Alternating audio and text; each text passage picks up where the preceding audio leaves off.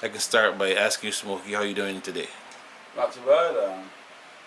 Considering my recent medical challenges, doing very well actually. Good. I guess you would say my professional career would have started, I would say accidentally. I had no desire to play in a band, even though I was, you could say, a musical from the time I was about 12 or 13. More in the rhythmic section because, if you remember, I started out as a drummer. But my playing in a band had to do with Panther Brown, known to all back in the day as a top bass player. Panther Brown and I were very good friends in our early teens, or mid-teens. And Panther Brown, I showed him, if you're playing C, these are the relative notes on the bass, G, da da da da da. Simple stuff. Then I was asked by the Twilights to come and audition as a bass player. But I didn't go because I wasn't interested. But he went, and he got the gig. And improved really, really quickly. And that same year, he had to do a tour as a limbo dancer for Christmas. And they asked me if I would sit in on bass for the 2 weeks that he was gone, which I did. But once that 2 weeks was done, I was totally caught up in the band playing thing, and reluctantly handed back the bass to him. But as luck would have it, or history would show, the drummer was fired. I got the gig as a drummer. And to use a cliche, the rest was history. Right. Well, that's pretty interesting because most people know you today as a singer, I was saying, and they would always associate you with singing, but they would never associate you as a musician because people see singers as singers, but unless you hold an instrument in your hand, he's just playing the guitar probably to accompany himself, but they don't know the depth of the knowledge you might have, whether it be harmony, chord substitutions, etc. What do you say to people about that myth that they might have about you? Well, I think it depends on who you're talking to, because people of a certain age group only, especially if they've lived outside of Barbados, if they see me singing or hear that I'm singing, well, he's a drummer, right?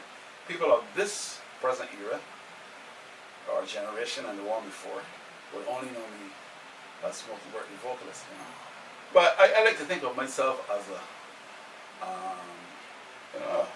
a man of various talents in the musical arena. I've done almost everything. I've led a band. I started as a drummer. I sang in a band. I'm a recording artist, a songwriter. And I also perform various genres. So you could call me a all-around man. Yeah. Yeah, well, that's good to know because I don't think I get credit for it, but yeah. Well, I guess at this point, with the exposure you get in here, you definitely get credit because they'll see you in a different light.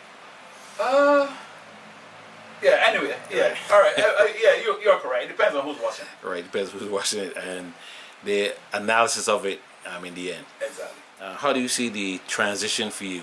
Like, was it hard to do, or you just were right into it? It was harder than I thought. Let me explain. I think my initial love was singing calypso as a young boy. I loved Lord Melody. Lord Melody was and still is my favorite calypso of all times. But somewhere in the early 60s, Break with Brewster on CBC, we all were exposed to R&B out of the States that was just burgeoning. Joe Tex, Otis Redding, James Brown, Temptations, that sort of thing. R&B had just exploded on the world. So I got caught up like anybody else of that age group with what was happening. So I became a lover of, not necessarily a performer of, but a lover of R&B music, right? People like Benny King, another lead singer from the Drifters, whom I ironically ended up with at one stage. He's dead. His name slips me now. He sang songs like the lead singer before Johnny Moore. It'll come to you. It'll come back. Yeah. Right. But he, the two of them, Benny King and he, would have been my early influences, without me even realizing, because I only used to sing because I played chords on a guitar. But people didn't know You know, you're just playing these chords and nobody knows, but what's the song you're playing?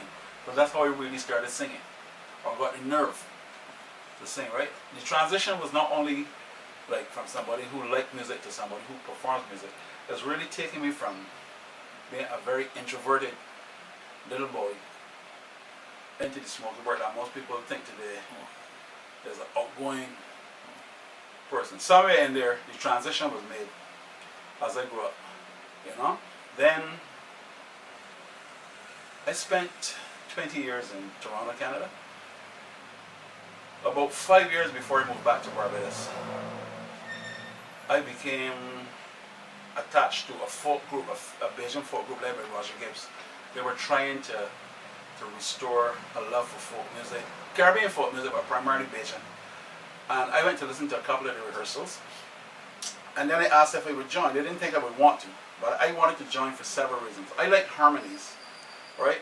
Even though, because I was never trained formally in music, I was never part of a choir. You know, like most singers always say they were in a choir, church choir. I was never in a church choir, right? So everything that I've learned either by rote or just picked it up as you go along. And you play, and you go, It's not as substantial, those three chords I just played, right? So maybe I could do that.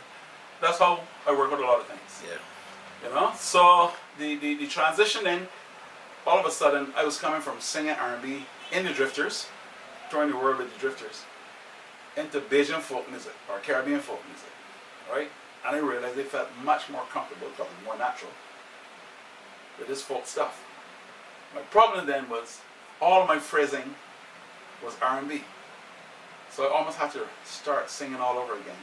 Yeah, then after my stint with the Drifters, I got caught up in crop over, right? And it took a long time.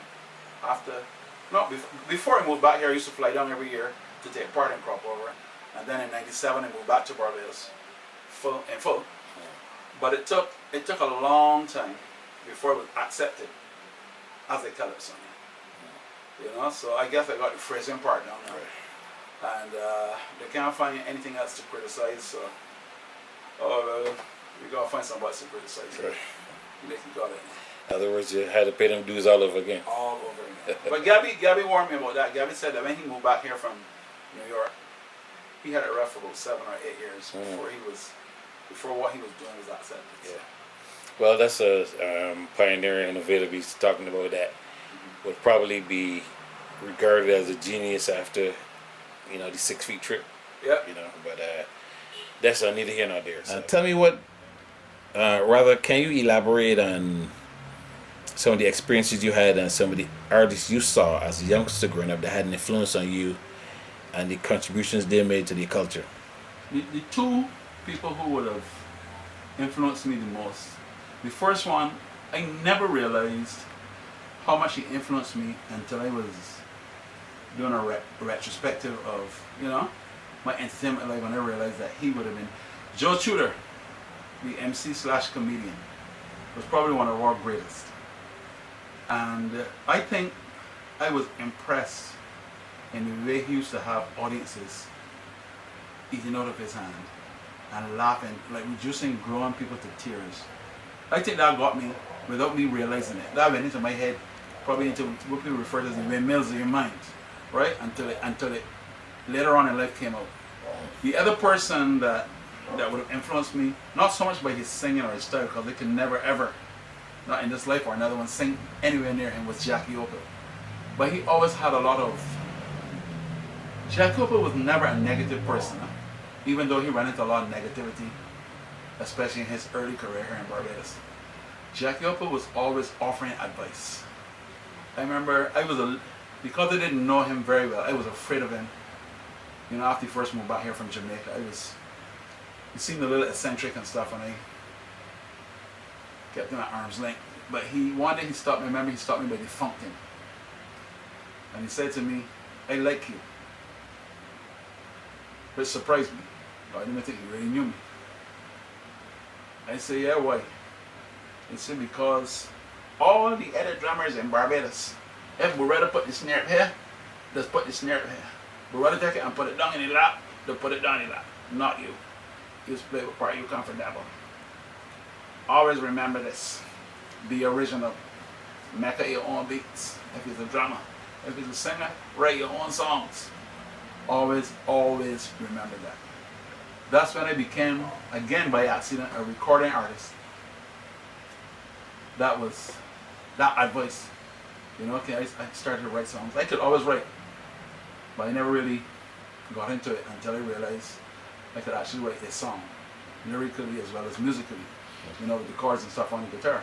So Jackie Opel would have been my greatest influence to become an entertainer and how to be one. And Joe Tudor would have affected the comedic aspect of my career, because I'm slowly becoming a known, I would say, MC / comedian here in Barbados. MC the tents and stuff now. And I thoroughly enjoy that for the same reason I gave you. That I enjoy seeing grown people falling down and laughing. I don't even think I get a thrill like that when I'm singing. You know, the fact that you can say something, you drop your punchline, and watch a whole room of people convulsing with laughter or falling on the floor or holding up each other, you know what I mean? So, Joe Tudor and Jackie Opel will be my two greatest influences. Obviously, there were others. I think all the entertainers that I've met as a child all the way up would have had some form of influence on me. The female singers that I really like, the female singer that I really like was a woman called Grace Johnson. I do not know anything about her. I don't know where she came from. I know that she left Barbados at some stage, maybe in the early 60s, and went to the States. She came back, maybe late 60s. I remember she sang with the BRC at a show in the Globe for which she didn't rehearse. She just probably went and gave somebody a key and sang, going to Kansas City, here I come. And I was just caught up in the tone of her voice and her control and stuff. And then she just disappeared. I don't know if she died, if she retired and then died quietly, or if she went back to the States. I liked her. I also like Herman Solford. You know, I thought he was a true R&B artist. I loved the voice of Clarence Thompson. Clarence Thompson had easily one of the sweetest voices that ever walked this earth. It's a pity that it's gone, you know.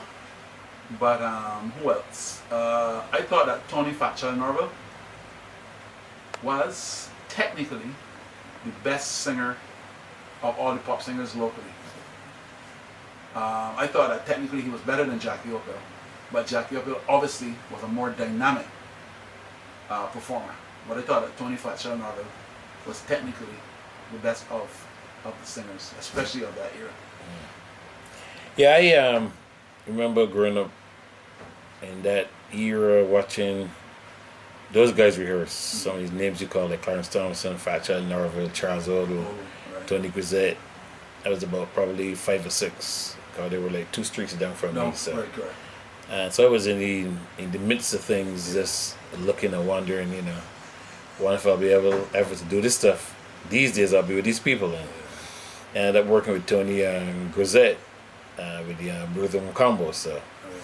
But seeing like some of your little idols and heroes as a kid and getting to work with them is like, you know, an honor. But I remember coming back to Barbados like about around 87, maybe in the 90s actually. Mm-hmm. And you performed a song one night. I went to Smokey Burke. I said, well, I know Smokey can sing, yeah. But, you know, this is the first time I was actually see you playing the guitar. Oh, okay. And it was done by the old Bridgetown Plaza. It just turned down and they had the tent set up. You sang a song there. Characters of the Sea. Yeah, and that was something that I was trying to lay my hands on for a while. Cause I thought it was one of the best things I've ever heard in a long time. At that time, I was saying like your perception of correct of what it was all about. Bridgetown at the time. Right at the time. And all those famous guys. Yeah, and the way how you painted the picture and told the story was awesome. Thank you. So I'll tell you now that I think I told you that night, but you were caught up in it. People say, hey, what's up, Smokey, and stuff like that.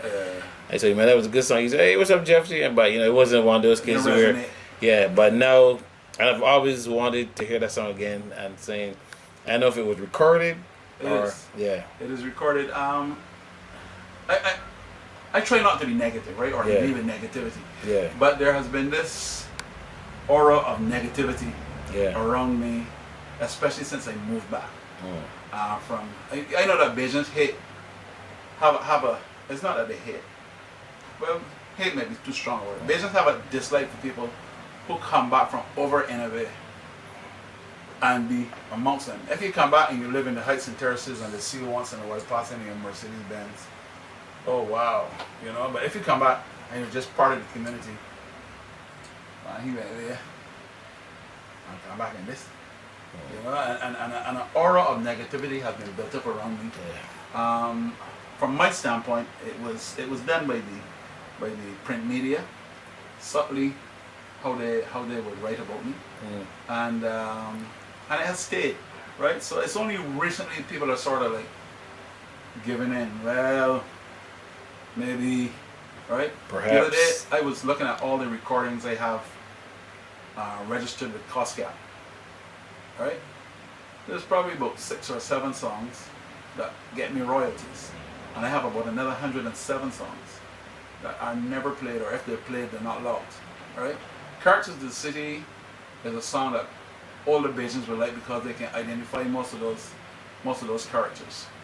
You know, and but that's been like an exception to the rule. But I have some calypsos. I mean, I have a calypso called My Dream. And it is what I picture, or how I picture Barbados to be, how I would like it to be. You know, I wish that this wouldn't happen and that wouldn't happen, and that older people would show this example for the kids, and so on. You know, and that American TV wouldn't influence us. You know, but nobody knows the song because it's never played. One of the hard things about the competition here is that unless you make semifinals and/or finals, the chances of your song being ever heard again are pretty slim, which means that the competition dictates airplay. If you go to finals, song get played a lot, at least for the period of time leading up to the actual finals itself. After that, the person who won gets the lion's share of the airplay, and the others just recede into the background as time goes on. You know, so that's the bad side of the competition, the calypso competition. But I love competing. I'm a competitive person. I realized this year, I came 7th in the final this year, you know, and I realized this year 2 things. I'm better at calypso than I thought, and 2, I realized that I don't fire up myself near enough to cause problems amongst the others, especially in the final, you know, so that would change. Yeah. So what's next for Smokey? Right now, there's a guy here called Philip 7. Philip 7, youngster.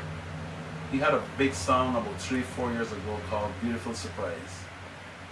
I, like most people in Barbados, when we first heard the song, thought it was international song. It was a local guy. Really, really beautiful song. And he hasn't really done anything to that level since. But I got a song that I wrote in 2006. I was going to do it myself, like a neo soul. But he came by there and I called him and I said, I got a song I'd like to do a duet with you. So that's probably the next thing for me. I got a daughter who sang on one of my recordings. She was 6 or 7 years old at the time. We covered a song called Christmas Shoes, which is pretty much the most popular local Christmas song ever. I don't get credit for that either, but it is. And if I'm not mistaken, I heard it at Christmas time. yeah, I think it played, and right?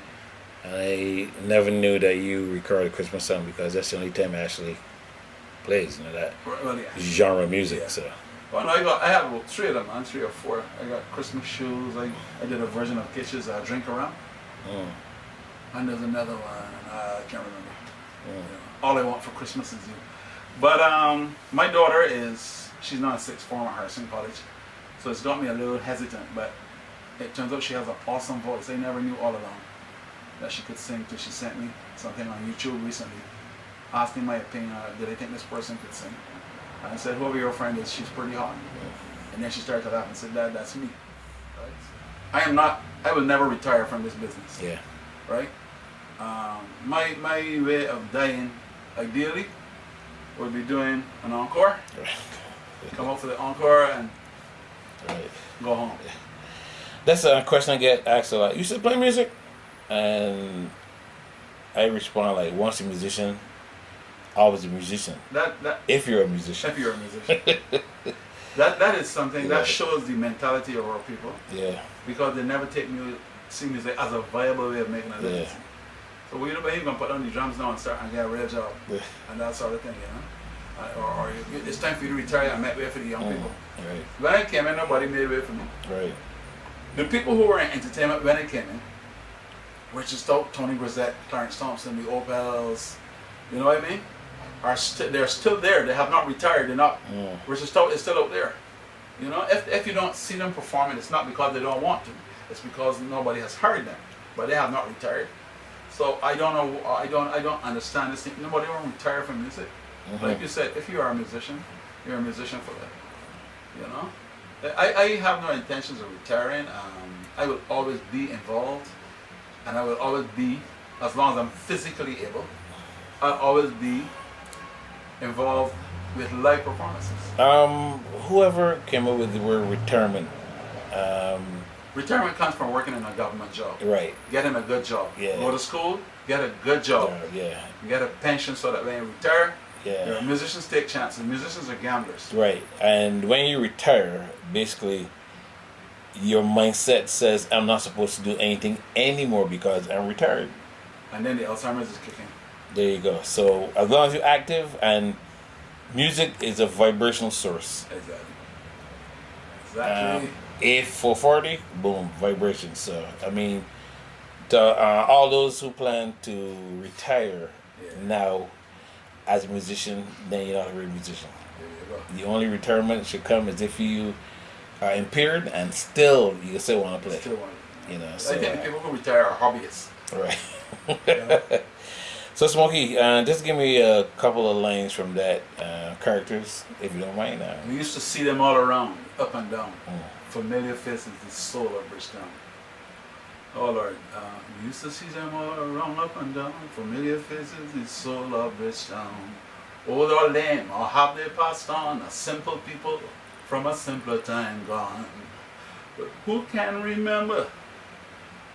Whatever. I can't remember all the words now. Yeah, it's cool though. Yeah. But I'll make sure you get a copy of it. Definitely, man. So Smokey, it was a pleasure. No problem. And good talking to you, man. You too, buddy. All the best. Good. Yeah, man. See them all around, up and down. Familiar faces, the soul of Bridgetown. Old or lame, or have they passed on? A simple people from a simpler time gone. But who can forget Timer or Shaki, or the man who could sing any hymn without a book got free? We just don't see their kind anymore. Makes you wish for those days of yore. Where they gone, where they gone? The characters of the city. Where they gone, where they gone? Old Bridgetown's nitty gritty. Where they gone, where they gone?